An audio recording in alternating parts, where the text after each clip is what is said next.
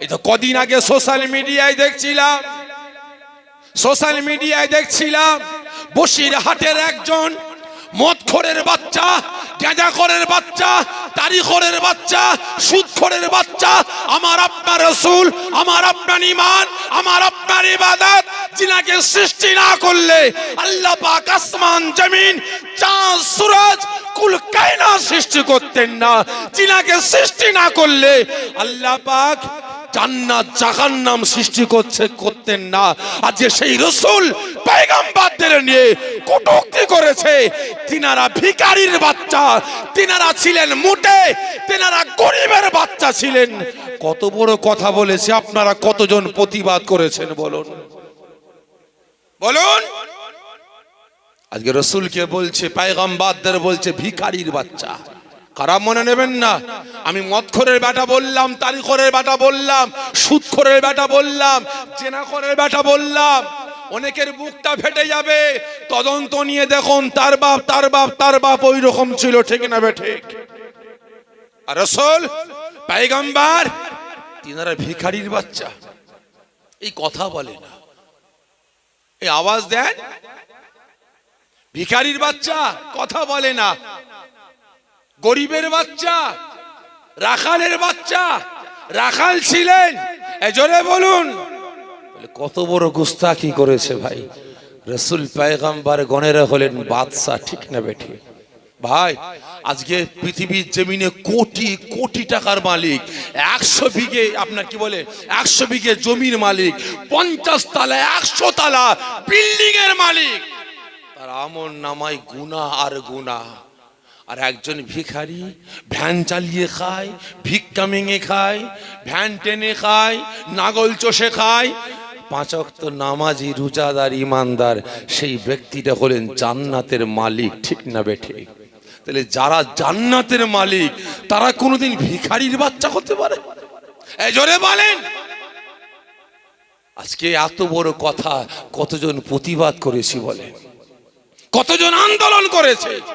খারাপ মনে নেবেন না, আজকে যারা আমার রাসূলের স্থানে গুস্তাখি করে, যারা দাঁড়িয়ে সালামের বিরোধিতা করে, যারা জলসার বিরোধিতা করে, ফুরফুরা দরবার শরীফ দাদা পীরের বিরোধিতা করে, আজকে তাদের কাছ থেকে টাকাগুলো নিয়ে আসছে, ঠিক না বেঠিক?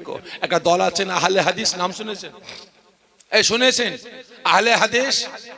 তারা ফুরফুরা বিরোধী, তারা পীর বিরোধী, কি ঠিক না বেঠিক গো? ভাই কেরালা থেকে টাকাগুলো আহলে হাদিসদের কাছ থেকে নিয়ে আসছে, আর তাদের মদগুলো ঢুকিয়ে আমার আপনার মধ্যে ফাটল ধরাতে লাগছে, ঠিক না বেঠিক? তাদের ভাষাগুলো আজকে এদের মুখ দিয়ে বেরোতে আরম্ভ করেছে।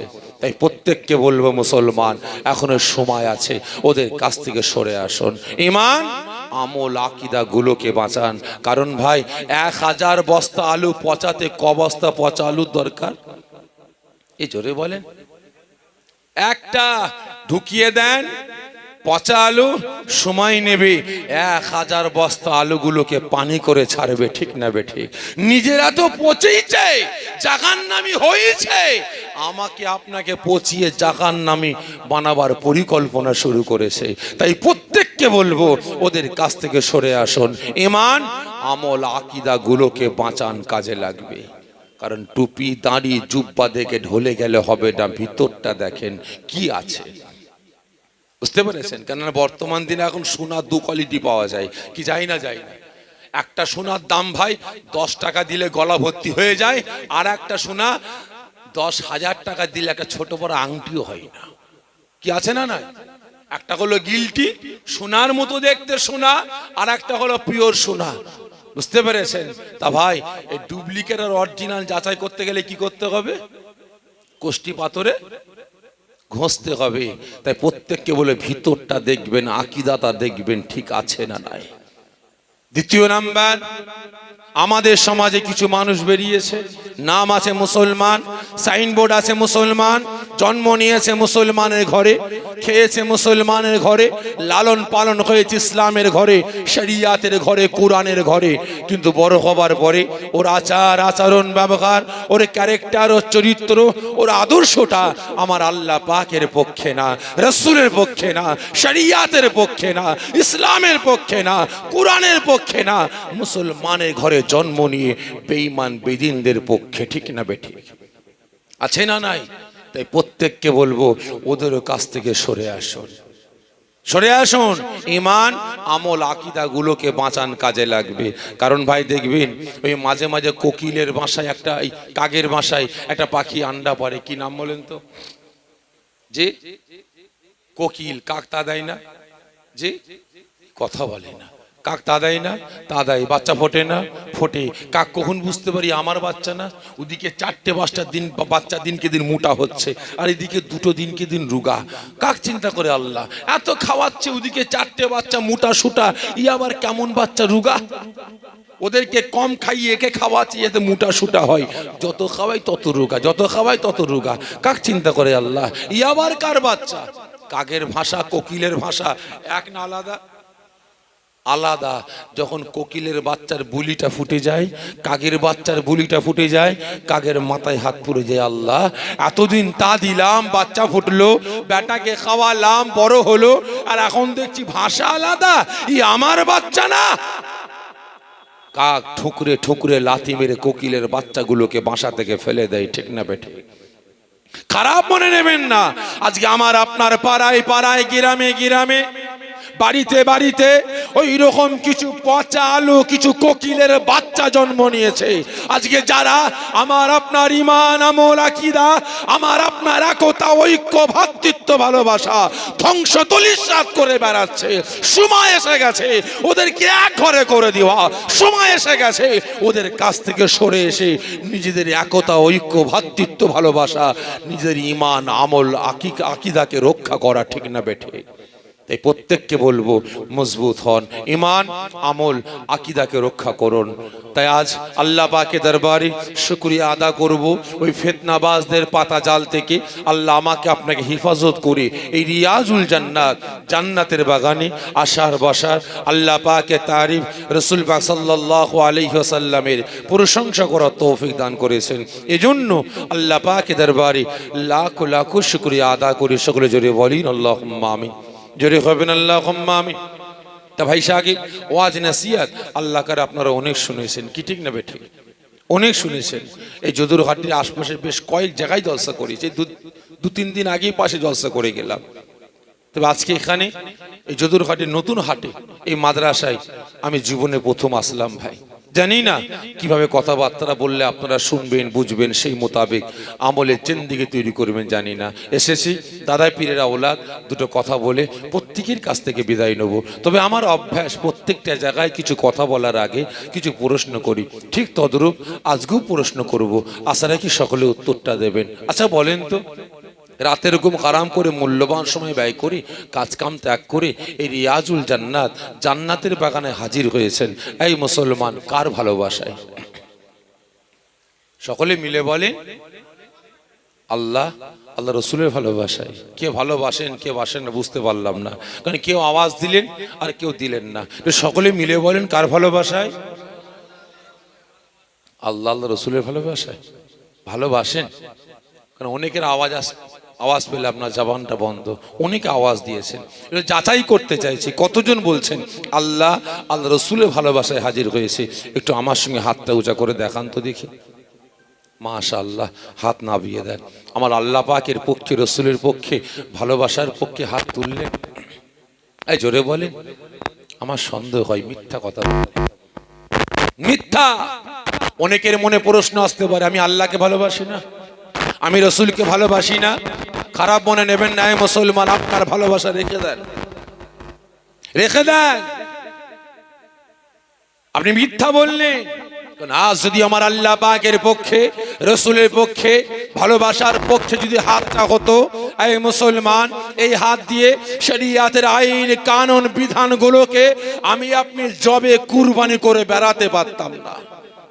তো তাই নয় যদি আজ আমার আপনার এই হাতটা আল্লাহ পাকের পক্ষে, রসুলের পক্ষে হতো, তাহলে এই মুসলমান এই হাত দিয়ে একটু অর্থের জন্য, একটু ধন সম্পত্তির জন্য, একটু চেয়ারের জন্য, একটু গদির জন্য, 1 বিঘে 2 বিঘে জমির জন্য, একটা বিল্ডিং বালাখানার জন্য, একটু আরাম আয়েশ বিলাসিতার জন্য শরীয়তের আইন কানুন বিধানগুলোকে বেঈমান বেদিনদের হাতে বিক্রি নিলাম করে বেড়াতে পারতেন না। আপনি হাত তুলে বলছেন আল্লাহকে ভালোবাসি, লজ্জা করা দরকার। আপনার পাড়ার মসজিদ গুলো কাঁদছে, মুসল্লি নাই। পাড়ার মাদ্রাসা গুলো কাঁদছে, ছাত্র নাই। বাড়িতে বাড়িতে নামাজের পাটিগুলো পড়ে আছে, মুসল্লি নাই। বাড়িতে বাড়িতে তাসবিহ গুলো পড়ে আছে। এই মুসলমান গুণনেওয়ালা নাই। জানি না আজ এই জান্নাতের বাগানে আপনারা হাজির হয়েছেন, কতটা নেকি পাবেন বলতে পারবো না, বলতে পারবো না।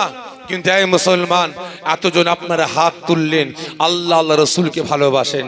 কেউ আছেন ভাই যে ভাই আমার বাড়িতে কোরআন পাক নাই? আছেন ভাই? বলতে পারেন কার বাড়িতে কোরআন পাক নেই? তাহলে প্রত্যেকের বাড়িতে কোরআন পাক আছে, ঠিক না বেঠে? ভাই কোরআন পাক গুলোকে আর কাটার উপরে রেখে দিয়েছেন, আলমারির মাথায় তুলে রেখে দিয়েছেন, টেবিলের উপরে রেখে দিয়েছেন। এই মুসলমান, জানি না এই জান্নাতের বাগানে বসে আপনি কতটা নেকি পাবেন বলতে পারবো না। তবে এটুকু বলতে পারবো, 100% গ্যারান্টি দিয়ে বলতে পারবো, আজকে যে কোরআনের পক্ষে, যে কোরআনের মাহফিলে, কোরআনিয়া মাদ্রাসার পক্ষে আপনি হাজির হয়েছেন, ওই আল্লাহ পাকের পবিত্র বাণী এক তিলাওয়াত করবেন, একটা অক্ষর, একটা হরফের বিনিময়ে আল্লাহ পাক আপনাদের নেকির আমলনামায় 10টা করে নেকি দান করবেন। শুধু তাই নয়, অনেকে আবার বলবে ভাই আমি তো তিলাওয়াত করতে পারি না। প্রয়োজন নাই, চেষ্টা করুন শেখার, কিন্তু আল্লাহকে ভালোবেসে